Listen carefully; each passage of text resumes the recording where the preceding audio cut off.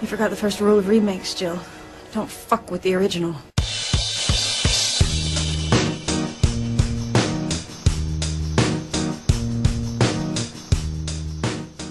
Hey everybody! The Raid 2 came out like last month in the United States and everywhere else last week. And you know what that means? We're going to be attacked by a crowd of people and fight them off one at a time? Yes, and it's gonna last for fucking ever. It also means another episode of Don't F with the Original. With Nicholas, I'm the vegan correspondent for Idiomatic. And I'm Dimitri, editor-in-chief of Idiomatic.com and movie critic. For those of you who don't know, what we do at Don't F with the Original is, when there's a new movie coming out that happens to be a sequel, a remake, or a reboot, we check out the original movie that started the franchise and review it, and then sort of talk about our expectations for the new entry in the franchise. Yes. In the case of The Raid 2, as you might have guessed, the first movie is called The Raid, or The Raid Redemption, because the thing that happened is that they were planning a remake of The Raid. Yeah. So they went like, yeah, we're playing a remake, and we're going to call it The Raid, so call your movie something else. Which is like so bizarre, like, we're the original. Yeah. You come up with something else. That's weird. Because it's funny, because redemption is probably one of the most overused word in video games for sequels. So for have it, be redemption, be the first movie, you're like, this is weird. I'm not even sure who redeems who in this movie. I mean, I have an inkling as like, well, it's probably that character, but is he that important to the story? Really? Yeah, anyway. I know. Alright, so The Raid Redemption, 2011 movie, directed by Gareth Evans. Very short plot, so you go for it, Nick. Basically, it's a SWAT team that's raiding the building of a crime lord. Basically, the crime lord has that building, and he basically protects all the criminals that live in there for, rent and money. So they raid the building, and it kind of goes askew, because they've been warned ahead of time that they were coming, and it's basically a fight for survival in that building full of criminal. It's a movie from Indonesia, for those of you who are wondering. Yeah. And it's pretty high on martial arts. I'm pretty sure that's Muay Thai that they're doing. Yeah, looks like it. At the beginning, when they were doing the SWAT thing, I thought it was going to be something original. I had never seen, a SWAT movie where it's like a team going together and, everybody working together. It's more of a video game thing, actually, where you're all playing online, a group of like 15 versus the enemy. I thought that was going to be so interesting. But then, mild spoiler alert, there are 15 guys and 10 of them get killed in the first 2 minutes when shit hits the fan. I was kind of disappointed at that point. I was like, come on. This is not what I wanted to see. Yeah, because it starts off well enough. When they're taking floor by floor with ninja-like efficiency, which it's actually pretty awesome at that point. Yeah. I was all into it. And then this shit hit the fan, and my reaction was not like, oh, it's going to change. It was like, no, of course, eventually they're going to have to face a challenge. I was more like, I looked at my watch and went like, already? Oh, really? Yeah, because I was like, that's a end of second act thing. Yeah. Like, it's like 10 minutes in, and it's like, okay, now we're going to extend the third act to an hour and 40 minutes. Yeah. No, I knew things were going to change, is what I'm saying. I just wanted them to be, squad versus bad guy, and not just one guy versus bad guys, is what I wanted to see. I guess there might be more problems to doing that in the movie than into, in video games, because in video games, everybody is playing a different character, so you're all playing together, and you're like, these are my teammates, I know them, even though I don't know them particularly, I care about them. Whereas for the 15 guys in this movie, we didn't see, we saw one guy and his wife being pregnant. We didn't see, the 14 other wives of the other guys being pregnant, so I guess we don't care about them. Yeah, and in fairness to the movie, it's not one guy, it's, 2. Yeah. And then eventually 3. Yeah, it's true. But I think you could have done maybe not 15, but easily 6 or 7. Yeah. You know what I mean? Like the Avengers had 6 or 7 heroes that are not just heroes, but larger than life heroes on top of that. Ocean's 11 had 11 guys. Come on. Just it out. 5 or 6 of them actually matter. Yeah, it's true. It's true. But still, I'm trying to stretch it here, but you know what I'm saying, it's like more than 3 would have been great, Yeah, no, I agree with that. I know this movie's beloved, and I don't want it to be one of those things where we just sort of take a dog poop on something everyone loves and then just keep pushing that same button. Because, to be honest, I only have one problem with this movie. It's monotonous. That's my only problem with this movie. Okay. But that problem is so huge that I can't appreciate anything else about it. I was bored. It's the main problem. I mean, Yeah. monotonous, I think, is one of the main sins in the movie. You're like, oh, this again. You know, it's never good when that happens. So I'm going to vow that now that I've said it, I'm not going to repeat it, and I'm going to try to find something else to say about this movie. All right, I'm not making that vow. So the first thing I'm going to say is the fight choreography is, to me, quite impressive. Again, I think it would have been more impressive in smaller doses. Yes. But kudos to the martial artists involved. They do some spectacular stunts in there. Yeah. And more importantly, kudos to Gareth Evans, who finds really crazy new ways to film stuff in a way that in a lot of scenes made me ask, how the hell did you do that? Yeah. There is one scene where there's a bunch of people who are shooting, and the hero is running from the guns and then is like jumping into a hole on the floor. Then when he jumps down, the other guys are already down, like his partners are already down there. So he jumps down, then he rolls. There's already bad guys on the floor below shooting. So he leaps down and rolls, and then his partner leaps over him and starts shooting the bad guys. And it's like, wow, that's a lot of action. But here's the thing that's amazing. It's all one shot. Yeah. From one floor to the next, following our heroes and then doing some crazy shit.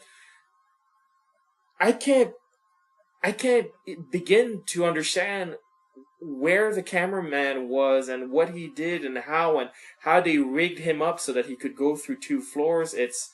I thought that was amazing. I'm just watching this. I was like, how the hell did you pull that off? Some of those shots were very nice. And like one that I really liked, that I might have an inkling of how they did it, is that they're fighting close to it's not even a staircase, because the staircase are close to like I guess a light well would be in the center of the building, and good guy throws one of the bad guys over, and he just lands on the side of light well, and he basically bends in half once he hits there, and you hear the crack, and I was like, oh, that must have hurt. And that's not the normal stunt for a stuntman to do. You're supposed to land flat on your back. I mean, the way he landed is like, My guess is they probably filmed it backwards with ropes, and like he was backwards there, and then they just lifted him, as opposed to that's my guess, because there's no way the guy fell like that and then twitched, and it's like, oh no, that guy's on interaction for the rest of his life. But I like certain things like that. That said, unfortunately, I'm just gonna go a little bit into the monotonous thing. There were so many of them that towards the end, I was like, I don't want to pay attention to this anymore. It's like another fight scene, and of course, the best fight scene is at the end, as for any movie. But at that point, I was like so bored of fight scenes. I was like, yeah, okay, they're kicking, they're punching. It's good. Let's move on. Yeah, no, I felt the same way. It is a question of less is more sometimes. Yeah. Is what it comes down to. Another thing I didn't like about these action, because again I'm trying to keep away from that one comment. Yeah. Is that there's no joy in it. The violence is extreme, by the way. Like, these are people kicking and hitting each other for such a long time that you can't call it realistic. That ain't realistic. No. Because they should be dead after like the 3rd kick or so. just the way of the ninja attacks, where he's fighting a group of guys, and it's one at a time all the time. You're like, okay, this is not just swarm the guy and punch him all at once. So it's not realistic. So. Yeah. That also helps a little bit your argument, but yeah, go on. Yeah, no, so it's not realistic. So if you're not going to go for realistic, I feel you should give us like a sort of an emotional journey into your fight choreography. Like, if you look at some of the best out there, and I'm immediately thinking of Jackie Chan. Yeah. There's a tremendous joy in the way he does it. It's not always this like, I'm going to kick you, you're going to kick me. I'm going to kick you, you're going to kick me. It's like Jackie Chan starts off and he has the upper hand because he's wily and skillful, and then the bad guy reveals as like, I'm wily and skillful too. Yeah. And then Jackie Chan starts to get a beating, and then Jackie Chan then gets away with it by thinking outside the box, and he starts to use his environment in creative, crazy ways. Yeah. Like, there's sort of a storytelling within the fight choreography. That's true. And that's what's missing in The Raid, where it's just like, okay, we're going to fight. Kick, kick, kick, kick. punch, punch, punch, punch. I take a hit, you take a hit. I take a hit, you take a hit. Like that's all it is. That makes it joyless. Yeah. I mean, compared to something I used to watch, but even professional wrestling had stories in the matches, and it's like, oh, good guy starts, he's beating, he's winning, and then the bad guy cheats, low blow or something, and he gets the upper hand. Then you have to do like your comeback at the end, and just hulk up, and he's like, I'm going to win, I'm the good guy, I'm going to win, and if there's no story in the fight, it's just a bunch of people punching each other.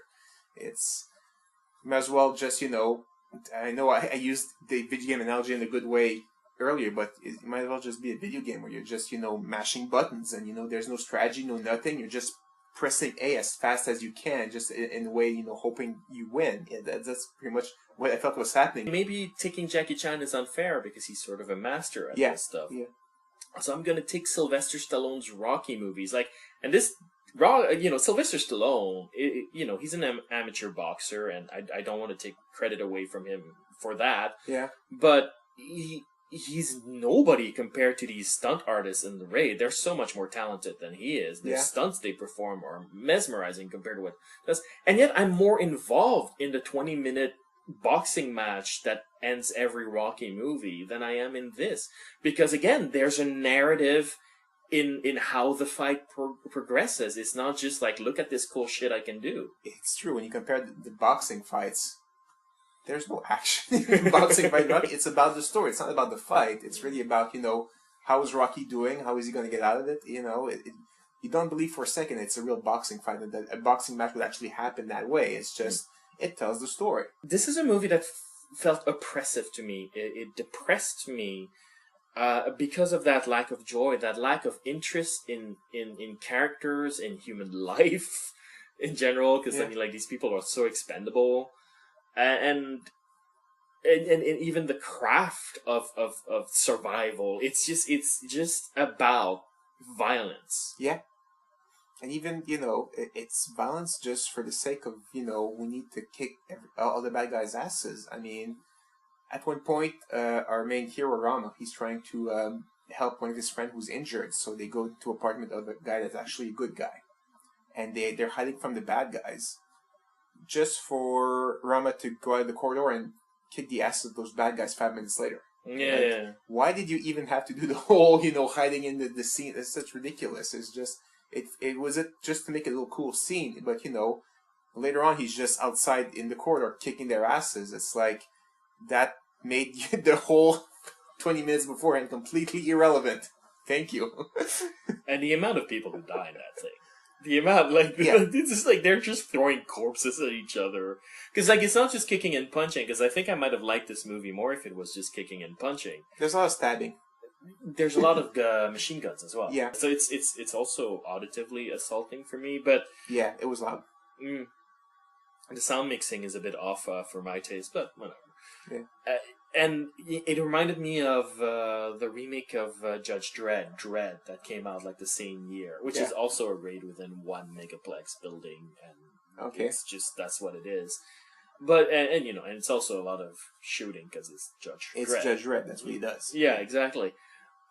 And yet I was interested throughout in Judge Dredd because they had that one character who was trying to decide is it moral for us to just start shooting people like that? We're the law. It's yeah, they broke the law, so I shoot them. And she's yeah, but they don't have a choice because the drug dealers are gonna kill them if they don't shoot us. Is it morally okay to do that? There's a conversation to be had here, and you're yeah, I can follow that. I can grab onto that question. There's a theme. There's questions being asked. Whereas this is just yeah, here's a corpse. There's two corpses. Yeah. To be fair, the main character, he beats up a bunch of them without killing them. They're just on the floor going, So, that's true. They're not, they're dying. They're not dead. That's what I'm saying. And it's not that the movie doesn't have a couple of plot twists. There's one character who switches side at one point, and it's built effectively enough in the sense that it doesn't come out of nowhere. You're I can see why he would do that. And I don't know. I thought it came out of nowhere, but... Really? Did you? Well, let's talk about that. Well, mild spoiler, one of the bad guys in the building is the brother of Rama, the main character. Yeah. I thought that came out of nowhere. It's all of a sudden, hey, you're my brother. It was like, it was not established he had lost family or whatever. It was just out of nowhere. I was like, hey, I'm your brother now. And I'm the bad guy, you're the good guy. And I just felt like, that's weird. That's just, if he had established the brother first. Well, they've established it not on the end of Rama, but on the end of the brother, in the sense that he was looking at the security cameras, because he's like the second in command type guy. And he was like, meh. And you can see it's like, oh, is he trying to betray the bad guy to take over or not? And then it turns out it's like, no, he was going like, meh, because he was like, oh shit, my brother's here. Okay. It's like, so, like there's a mystery there, and then it pays off, oh, okay, it's a family relation. One thing also, maybe it's just me and my crazy experience with wrestling. One thing I found weird, though, you establish like another second in command. There are a lot of second in commands in there, but I think Mad Dog was his name. He's established as a good fighter, so you expect, him is going to be him against Rama at the end. Well, it kind of is. It kind of is, but it's 2-on-1 against him. It's like the good guys have the advantage in that fight. Yeah, but he's so awesome. He wasn't that awesome, though. He's super awesome. He beat that other cop. Yeah, he barely beat him, though. It was kind of an even fight at the end. Yeah, but that other cop is awesome. We didn't see, that was not established. He was really done. You assume he's awesome because he's the captain, but if you go by North American standards, the higher you are in the police force, the fatter the guys get. So Yeah, but this is an Indonesian movie. That's true. Maybe I'm just going to North American standards, but still. So it's like, well, the bad guy is being it's 2-on-1 against him. I should root for the underdog here and root for the bad guy. What's happening here with the psychology? I think that's imposing a very American standpoint, in the sense of like Americans root for the underdog. Okay. And when I say Americans, I mean North Americans. Yeah. So we root for the underdog. Okay. But there's no rule that says that we have to. Like, that's just a cultural thing. And this movie's from another country. Maybe they don't root for the underdog. Like, maybe they go like... They root for the overwhelming bullies. No, but maybe, like... Indonesia is not a communist country, but, like, you'll see a lot of Chinese movies where at the end you'll have, like, the super mega bad guy who's awesome, and then the heroes have to team up to beat him. Okay. You're so close, ends like that. That's true. And the reason why they do that is because it's ingrained in the culture that together we can achieve more than individually. Okay. So I don't know what the culture in Indonesia is. Maybe it has to do with family. My guess would be. Okay. Maybe. That's interesting. Yeah. So I think we're looking at it through American eyes. So. Well, I am. You're not. You thought it was fun. I thought it was like they're overwhelming the bad guy. This is weird. That fight lasts like something like 20 minutes, I think. That I was going to say duel, but like drool. Drool, yeah. And they hit each other like seemingly really, really hard, and they do like some spectacular stuff, and blood comes out of their mouth every time they take a hit. Yeah. And I'm like, I'm sorry, but 5 minutes in, you'd all be dead. Especially mouth bleeding. It's either, you have a cut in your mouth, which is like benign, or your esophagus is pierced, which means you're dead. Yeah. Whatever happens, you're dead. So, you're hoping it's a mouth cut, and it's like benign. It's like, guys, come on, suck it up. It's just, you're bleeding from the mouth. You guys are pussies. Come on. Correct me if I'm wrong, but they have weapons at one point in that endless fight. Like, they're hitting each other with, like, metallic shit. Yeah. Yeah, no, there's no way that fight lasts that long. I know. Well, they're Supermen, fighting 2-on-1 against their Supermen. Especially since one of the guys starts his fight with a hole in his hand, it's like that cannot feel good, really. I praised the camera work at the beginning of this podcast. And I also want to criticize it. I found that the camera moves a little bit too much for my taste. It's a bit on the shaky cam side for me. It's not shaky though. It's moving a lot. You can actually see what's happening. You just have to kind of focus a little more because it does move a lot. But it's not like shaky as in what's happening. Is he punching? Is he kicking? No. It's movie cam. It's not shaky cam. Okay. I would call it that. Movie cam. That's terrible. Well, at one point, Rama takes an axe and starts hacking at the floor to create a hole in which he'll jump and do that cool thing that I mentioned. Yeah. And the camera follows, like, the blade of the axe up and down. I was like, oh, don't do that. Yeah, no, sometimes that was a little weird there. Yeah, I was like, oh god, like my head is spinning because I saw this in theaters, you know. Oh wow. Yeah, so I was like, oh, stop doing that. Oh good god, why? Well, they used shaky cam to hide the fact that the actors can't fight. Maybe the guy's a very bad chopper, so they didn't want to show it.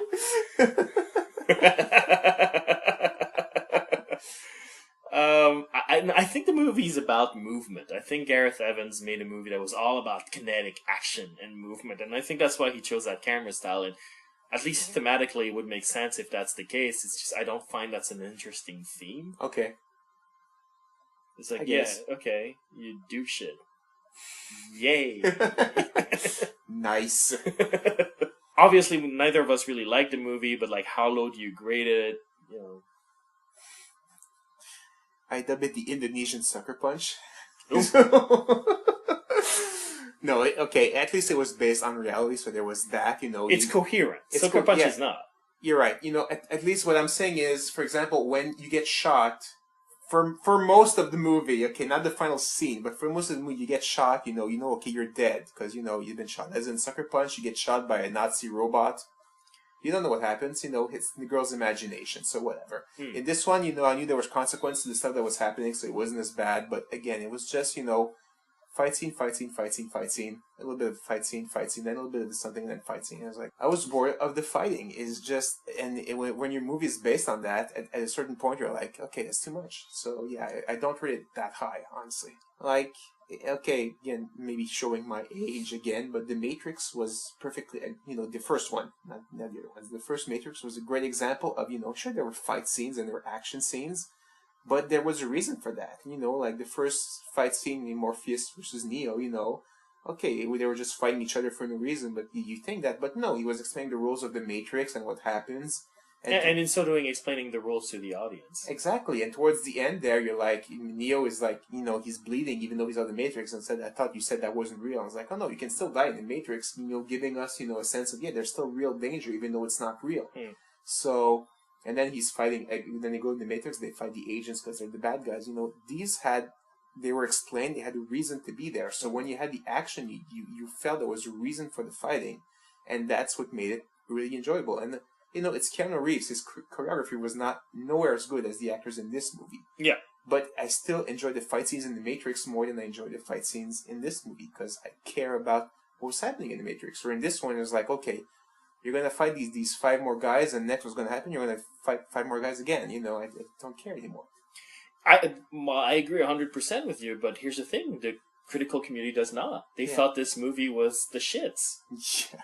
And I thought it was shit. Maybe they just can't spell, is the thing. So let's talk about Raid 2. Yeah, Raid 2 Redemption. Okay. No, not Redemption. Oh shit, that's right! You're so right about Redemption being the title of a sequel. You're so right about that. Yeah. So, Berandal. Yeah. Raid 2 Berandal. Which I don't know what a Berandal is, but I assume it likes catnip. Something like that. I have no idea what it is. The trailer, we both saw it. Yeah. It's sort of a funny thing because neither of us are remotely interested just because we disliked the first one so much. Yeah. But there seems to be a story in this one. Yeah, this one seems to be very, very story heavy. It seems to be an undercover story. I don't know where the raid comes in. There's probably no raid and he just went like, fuck it. But he's raiding the prison or something? I don't know. Maybe, I don't know. I'm gonna make a prediction. The raid is something that happens in the third act, as in the final fight happens to be a raid. Okay. And everything else is a thing leading up to that raid. Alright, so he's going to be in prison for like 3 minutes, and then at 10 minutes the raid's going to start, like in the first movie. So this seems to be an undercover cop story. Yeah. That's a step forward. For me, because that's what I dislike about this movie. Is like, where's the screenplay? Yeah. Sometimes, you know, to make their movies more attractive, they kind of cheat in the trailers. Like, you know, action movies that just put every action spot in the trailer. And you're expecting more, and then you go to see the movie, and it's like, well, all the action spots I saw were in the trailers. I hope they didn't do the same thing, but for the opposite, for the story parts. They put just all the story parts in the trailer, and the rest is all action that we missed. I'm afraid of that, honestly. They would be singularly stupid marketers if they did that. Because they're marketing a sequel, right? Yeah. And they're marketing the sequel of a successful movie that was just kinetic action from beginning to end. Okay. And people loved it. Yeah. If you're going to do part 2, what you want to do is advertise that you're going to get more of the same, and you loved it the first time around. You shouldn't market like, yeah, now we're doing something completely different, and we're doing the thing that you didn't celebrate. Story. Oh, yep. So I'm guessing if they're showing stories, because they're story. Okay, that's good. That's good. Surprisingly, I guess it's a reverse from Rio. I'm actually kind of intrigued by this trailer, and I actually might watch the movie. Mm-hmm. If they cut and they sparse the action out so that they don't get, action overload, I might actually enjoy this. They sparse it out, they make a good story, you see what's happening with good characters, and then they keep the action as good as they did. Maybe add a little story to the fights. Would be good too. Well, I don't know, that was hard to see from the trailers if he had that, but yeah, it's hard to that'd be great. Even if they can't add the story to the fight, it's hard to do. Sometimes not all stories all films have fight with stories, but even if they can't do that, just the good story by itself and then sparse by good action, I'd be up for that. Yeah, I mean, you're more open-minded than I am. That's a first. That is a first. Because it's the same director, it's the same creative team, and what that creative team has shown me with the first movie is that they're not interested in character or story or anything. They're interested in showing you cool shit nonstop. And then they were rewarded for that approach. There's no reason for them to want to change approach. So even if there is a story, it might be more of a case of like, well, we need to justify a sequel, and that's what I came up with, and this time it has more story. Yeah, but artists evolve, I mean, you consider them, you either consider them like just money-making people or artists, and if they want to evolve and try and do something better, maybe they will add a little something, just keep adding it on and on, Mm-hmm. I believe in the artistic process. That's a good point. Yeah. That's a very good point. And I think you have a better attitude towards it. And I hope you're right. Yeah. I'm more pessimistic, but you make a very convincing argument, and I'm fully willing to consider the possibility that I'm wrong about this. How about the American remake that's going to go into production? You think that's going to... Why? That's exactly the thing I was going to say. It's like, okay, the argument we get all the time for like why you should make an American remake of a foreign film is, well, I don't like to read my movies. Trust me, you won't have to if you watch The Raid Redemption. Yeah, you really won't. That's the point. They could even dub it. It wouldn't lose that much. No, I really wouldn't. Yeah, it's not like, every word, every intonation has a meaning, like an Oscar-winning movie. It's like, no. This is just, exposition dialogue just to get to the next fight.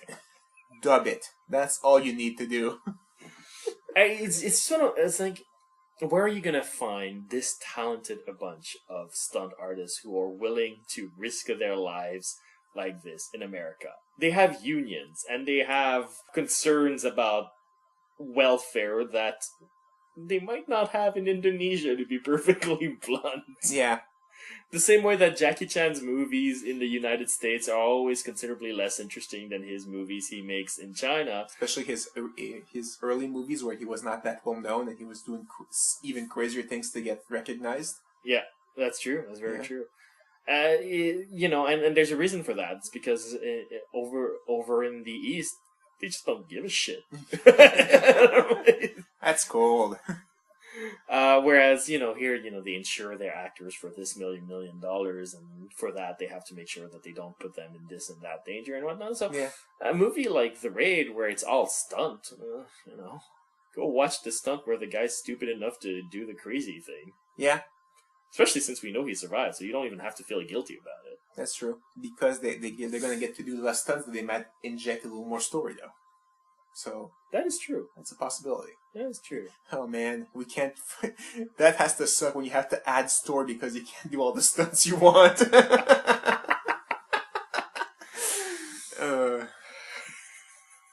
Can you imagine being the guy tasked with writing the screenplay to the Raid remake? It was like, okay, so we sent you the original script of the actual Indonesian movie. Okay, wait, I only got the first 2 pages. No, that's what it is. Hey, that's freedom for him. So, it's all good. I don't see the point to the remake. I really don't. It gives us another episode of Don't F with the original, where we get to watch, I guess, what do we watch? We just reviewed the Raid Redemption. We're going to have to watch the sequel. Yeah, I guess so. I guess that's the only way to go. It's like, even if you're one of those people who goes like, I want to see the remake because I needed to star white people shooting guns instead of Indonesian shooting guns. I'm just that kind of person. Oh, first of all, fuck you. And second, watch Dread. Like, that's exactly what Dread is. There is no point to the Raid remake. Yeah. Good point. Alright. Next week we're taking a teeny tiny break in terms of reviewing, and we're going to have a special where we just discuss sequels in general, just to sort of commemorate the beginning of the summer season, because it's blockbuster time, which means a full bunch of sequels and spin-offs that we don't necessarily need it, but we're going to get anyway, and we're going to see. Exactly. And after that, we're going to talk about, of course, Spider-Man. Yes. Until then, if you have any questions, comments, you want to tell us why we're so terribly wrong about disliking the Raid, you can write us at mail@idiomatic.com or post a comment at idiomatic.com. We're also on Facebook, we're also on Twitter @idiomatic. We're also on YouTube, we're also on iTunes. If you could please like us on Facebook or post a review on iTunes, that would really help us get the support to continue generating content of our I'm gonna kick your ass for 2 hours quality. Yeah. Otherwise, I'll have no choice but to send Nick on like the worst organized raid ever. You mean World of Warcraft or in real life?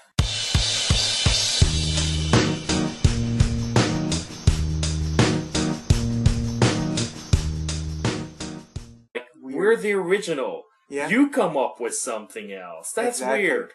Because it's funny, because redemption is probably one of the most overused word in video games for sequels. So for having be redemption, be the first movie, you're like, this is weird.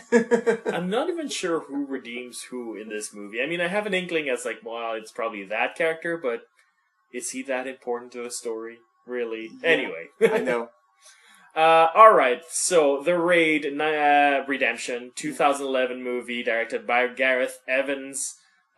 Very short plot, so you go for it, Nick.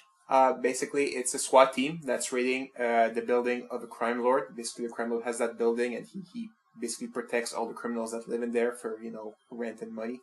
So they raid the building, and it kind of goes askew, because they've been warned ahead of time that they were coming, and it's basically a fight for survival in that building full of criminals. It's a movie from Indonesia, for those of you who are wondering. Yeah. And it's pretty high on martial arts. I'm pretty sure that's Muay Thai that they're doing. Yeah, looks like it. At the beginning, when they were doing the SWAT thing, I thought it was going to be something original. I had never seen, a SWAT movie where it's like a team going together and, everybody working together. It's more of a video game thing, actually, where you're all playing online, a group of like 15 versus the enemy. I thought it was going to be so interesting.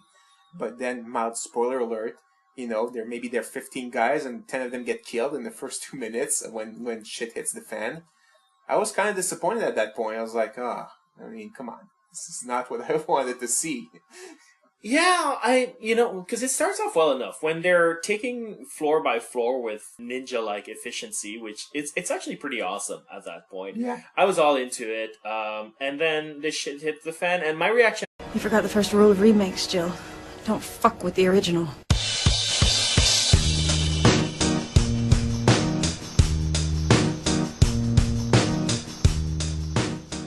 Hey everybody! The Raid 2 came out last month in the United States and everywhere else last week. And you know what that means? We're going to be attacked by a crowd of people and fight them off one at a time? Yes, and it's gonna last for fucking ever. It also means another episode of Don't F with the original. With Nicholas, I'm the vegan correspondent for Idiomatic. And I'm Dimitri, editor-in-chief of idiomatic.com and movie critic for those of you who don't know. What we do at Don't F with the original is, when there's a new movie coming out that happens to be a sequel, a remake, or a reboot, we check out the original movie that started the franchise and review it, and then sort of talk about our expectations for the new entry in the franchise. Yes. In the case of The Raid 2, as you might have guessed, the first movie is called The Raid, or The Raid Redemption, because the thing that happened is that they were planning a remake of The Raid. Yeah. So they went like, yeah, we're planning a remake, and we're going to call it The Raid, so call your movie something else. Which is like so bizarre, like,